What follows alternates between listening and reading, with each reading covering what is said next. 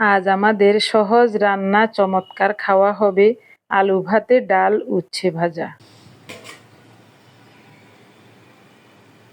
ভাগ্যওয়ালা ভাতও সিদ্ধ হয়েছে, এমন টাইমে বিদ্যুৎও চলে গেছে। ভাত যদি সিদ্ধ না হতো তাহলে কি অবস্থা হতো।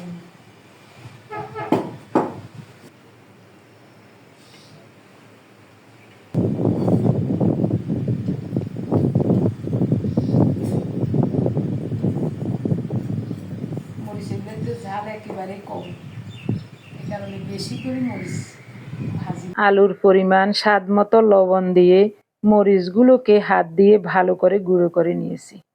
এখন আর লবণ দিতে হবে না। সর্ষের তেল দিতাম নি, তেলে ভাজা পেঁয়াজ আছে তো দিতাম নি। আল্লাহ একজনে দেয় পেঁয়াজ ভাজিয়ে গেছে। হ্যাঁ, পেঁয়াজ তেলে ভাজিয়ে গেছে। ভিডিওটি ভালো লাগলে পেজটি ফলো, লাইক, শেয়ার করে আমাদের সাথে থাকার অনুরোধ রইল।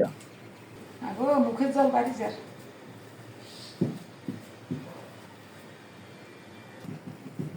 মরিচ মাইতে লবণ দিছিলাম, তবে মরিচগুলা ঝাল একেবারেই কম। কি যে ফাইন লাগে এগুলি খাইতে, বেশি মরিচ, বাংলা মরিচ।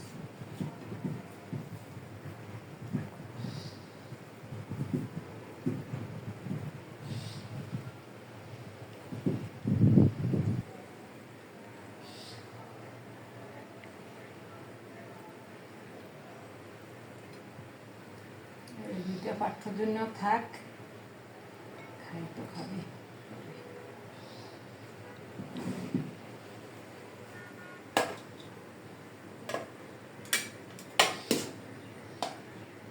ডাল আলু ভর্তা আমাদের খুব প্রিয়। যেদিন ডাল আলু ভর্তা হয় সেদিন খাওয়াটা একটু বেশি হয়। অনেকে বলে মাছ মাংস না হলে খাওয়া ভালো হয় না। আমার কাছে ডাল আলু ভর্তা হলে বেশি ভালো লাগে খেতে। গ্যাসের চুলাটা যে কোন দিন ঠিক করবো।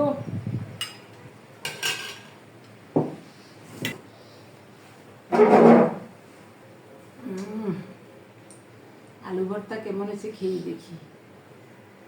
গরম গরম ভাতের সাথে আলু ভর্তা দারুণ লাগে খেতে।